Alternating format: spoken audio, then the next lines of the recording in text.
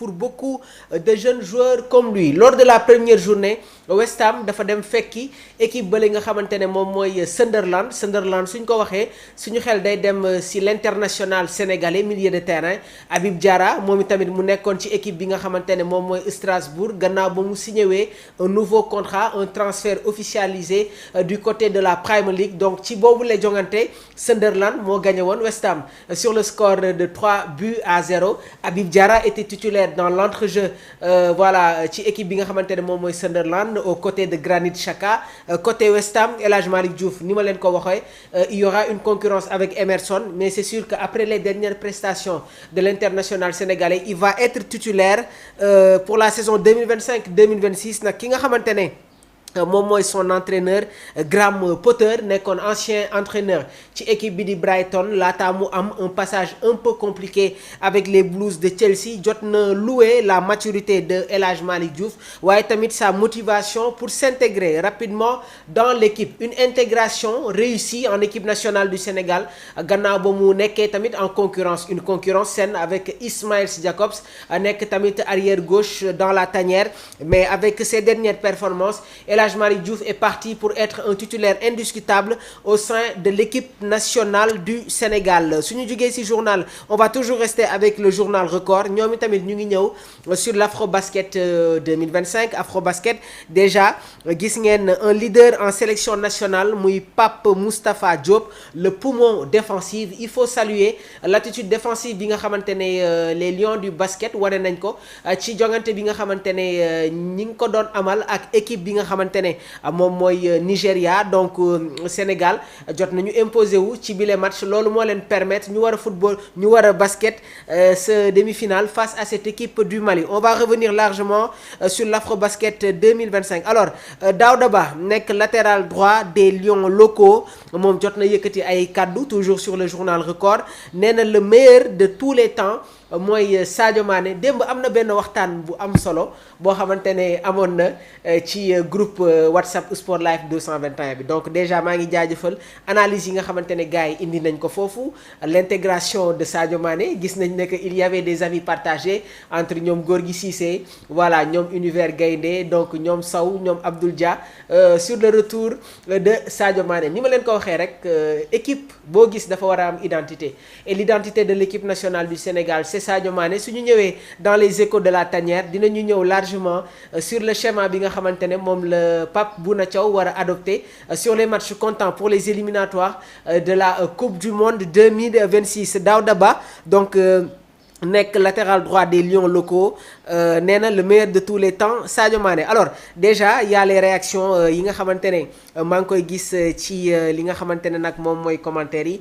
Papitulo effectivement jàppal ne que tu fais désormais partie de la communauté Sport Live 221 donc dinañ la ajouter léegi nii ak yéen ñi nga xamante ne tamit vous êtes très actifs présentement dans les commentaires. Donc on va toujours enchaîner ak li nga xamante ne moom mooy suñu une des journaux sportifs.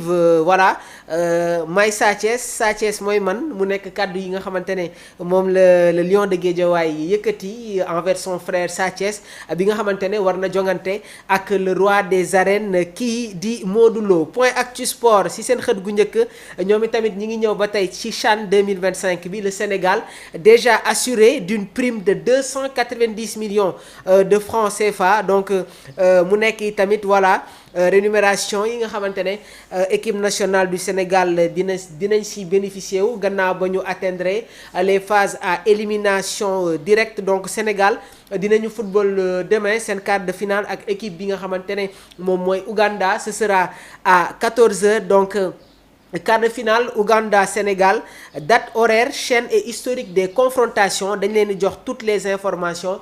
Donc jamono ji nag tous les regards sont tournés le samedi 23 août vers le stade Aman International à Zanzibar mi war a accueillir le quart de finale de la Coupe d'Afrique des Nations des joueurs locaux entre les sélections de l'Ouganda ak Sénégal. Déjà on va vous donner le parcours des deux équipes jusqu'au quart de finale. Ouganda est arrivé dans le tournoi avec beaucoup de confiance gannaaw ba ñu terminé premier du groupe C avec 7 points après une défaite lors du match d'ouverture contre équipe bi nga xamante ne moom mooy Algérie 3-0. Les crânes ont enchaîné avec des victoires contre la Guinée 3-0 et le Niger 2-0 avant de conclure la phase de groupe par un match nul spectaculaire contre l'Afrique du Sud 3 buts partout.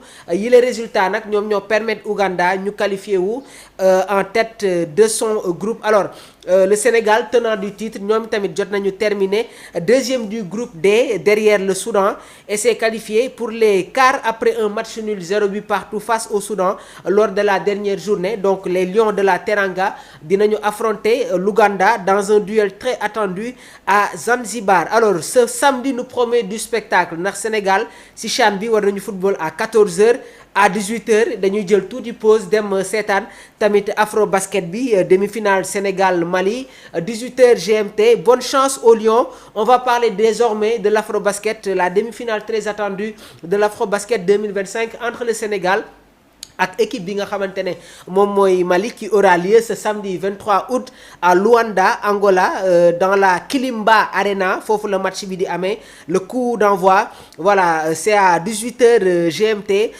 Donc le Sénégal au championnat d'Afrique masculin 2025 à Luanda. Le Sénégal jot nañu affronter le Mali dans un match très attendu du groupe D après avoir été mené durant la première mi-temps. Le Sénégal jot nañu renverser le cours du jeu en deuxième mi-temps pour s'imposer 94-70. Cette victoire a été marquée par une défense renforcée, voilà, une meilleure organisation et une explosion offensive. Explosion bi nga xamante ne gis nañ ko sur cette quart de finale face au Nigeria. Donc une meilleure organisation et une explosion offensive dans le dernier quart-temps 27-10. Ki nga xamante ne nag moom mooy Branco Badjo capitaine et meilleur scoreur sénégalais a été décisif avec 31 points accompagné par Jean-Jacques Boissy et Moustapha Diop. Ce succès a permis au Sénégal de conforter sa place pour les quarts de finale. Le Sénégal a ensuite battu le Nigeria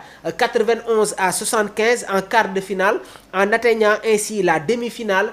Ñu war a jongante ak équipe bi nga xamante ne moom mooy Mali. Donc ce dernier avait obtenu sa qualification en battant la Côte d'Ivoire en prolongation. Donc le match de demi-finale entre le Sénégal et le Mali est donc une rencontre clé opposant deux grandes nations du basket ouest africain, donc tous deux en quête de la finale. Le Sénégal a démontré une belle capacité de réaction et de combativité dans cette compétition. Pour résumer, le Sénégal a battu le Mali 84-70 en phase de groupe avec une énorme réaction en seconde mi-temps. Les deux équipes sont qualifiées en quart et en demi. Le Sénégal a battu le Nigeria en quart. La demi-finale Sénégal vs Mali donc s'annonce comme un choc décisif de cette Afro Basket 2025. Donc démb rek gis ngeen la réaction de Univers Gaynde moom itamit muy topp bu baax a baax l'actualité basketball. Donc démb mu indi tamit ay analyse yu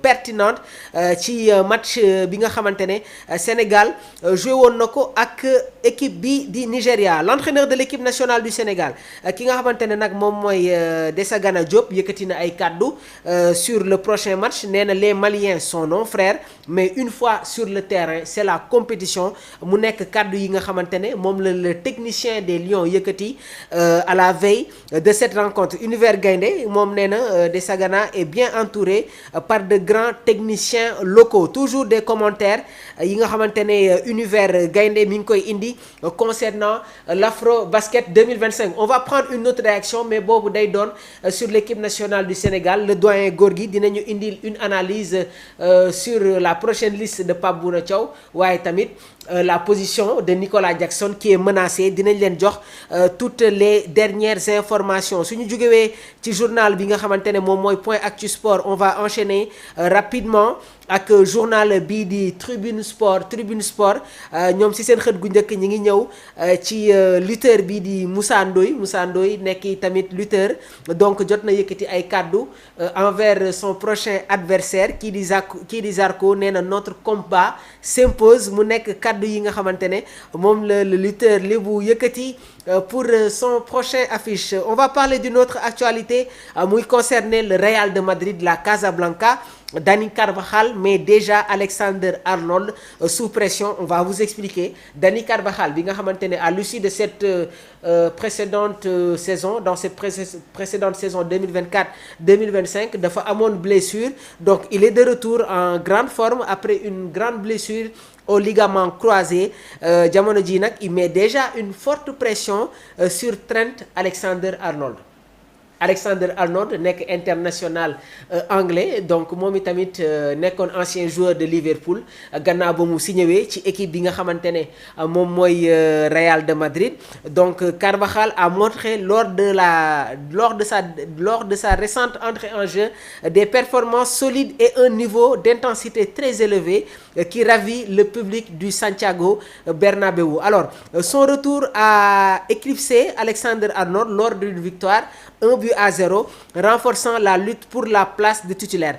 Match bi nga xamante ne Real de Madrid football na ko ak équipe bi nga xamante ne moom mooy Osasuna. Le tacticien espagnol Xavi Alonso nekk actuel entraîneur du Real de Madrid dafa ñëwaat sur le schéma classique du Real de Madrid, mooy le 4-3-3. Xavi Alonso bu muy nekk Bayern Leverkusen, il avait l'habitude d'adopter ce système hybride. Mais gis nañ ne que ci coupe du monde des clubs bi dafa essayer ñaari système, muy le schéma classique du Real de Madrid ak ce schéma 3-5-2. Mais lors de la première journée de la Liga dafa nekk dans la continuité avec le système phare du Real de Madrid, muy le 4-3-3. On va rester au niveau de la défense. On a vu au niveau de la charnière centrale Dean Huijsen ak Eder Militao qui revient dans la compétition. Antonio Rudiger dafa am ay pépins physiques, moo tax gisoo leen ko ci bile match. Trent Alexander-Arnold ak arrière gauche bi nga xamante ne moom mooy Alvaro Carreras en provenance du Benfica. waaye nag Carvajal dès son entrée wane na un niveau d'intensité très élevé bi nga xamante ne nag à travers cette performance gis nañu la réaction du public du Santiago Bernabéu. Alexander Arnold a disputé quelques matchs depuis son arrivée, mais son jeu est jugé parfois trop prudent avec une possession parfois hésitante et des pertes de balles. Carvajal, capitaine et joueur expérimenté au club, fait clairement valoir son expérience et sa combativité. Donc il a déclaré vouloir aborder la compétition comme par le passé, prêt à relever le défi et à pousser Trent Alexander-Arnold à s'améliorer. C'est une concurrence bi nga xamante ne ñi ngi koy constater dans cette défense droit du Real de Madrid, une concurrence entre Dani Carvajal ak ki nga xamante ne moom mooy Alexander Arnold. Donc match bi nga xamante ne le Real football na ko dans la première journée, ni ma leen ko waxee, Alexander Arnold moom moo démarré bi le match, donc sorti à la 68e minute, remplacé par Dani Carvajal. Au niveau du milieu de terrain merengue, Aurélien Tchouaméni, Federico Valverde ak l'international turc ki nga xamante ne moom mooy Arda Güler, qui devient un élément très important dans le dispositif de Xavi Alonso. C'est pas pour rien ñu koy woowee le nouveau Mesut Özil, gannaaw ba mu amee woon un passage fële sa Fenerbahçe. Donc il a été recruté par le Real de Madrid. La saison dernière, Arda Güler adapté wul woon sur la philosophie du Real de Madrid. Avec l'arrivée de Xavi Alonso, mu opéré quelques changements au niveau de l'entrejeu de la Casablanca. Dans la Coupe du monde des clubs, gis ngeen ne que Arda Güler moom moo gën a sax am temps de jeu ci équipe bi nga xamante ne moom mooy Real de Madrid. Léegi nag y a un trio d'attaque bi nga xamante ne mi ngi en place: Vinicius Junior, Kylian Mbappé qui a été buteur dans dans ce premier match, ak la titularisation de Brahim Diaz. Autre joueur bi nga xamante ne tamit jotoon na def son entrée, muy Franco Mastantuono en provenance du River Plate, moom itamit dugg na à la 68e minute de jeu. Et aussi l'entrée de Gonzalo Garcia, ngeen ràññee ko sur la Coupe du monde des clubs. On va toujours enchaîner notre actualité bi pa nag muy concerné Nicolas Jackson. Aston Villa jamono ji nag mi ngi ciblé Nicolas Jackson, donc l'attaquant sénégalais. Pare na sax moom pour dem rejoindre équipe bi nga xamante ne moom mooy Aston Villa. Le manager d'Aston Villa, Unai Emery, connaît bien Nicolas Jackson gannaaw ba mu nekkee woon son mentor ci équipe bi nga xamante ne moom mooy Villarreal. Il le considère actuellement comme une priorité. Nicolas Jackson biñ ko évoqué woon ci équipe bi nga xamante ne moom mooy Newcastle, joxoon naa leen les dernières informations yi nga xamante ne dafay concerner l'attaque des Magpies. aujourd'hui on parle d'Aston Villa donc joueur bi tamit suy dem ci benn club il faut que ñuy indi yenn aspect waaye tamit di indi yenn explication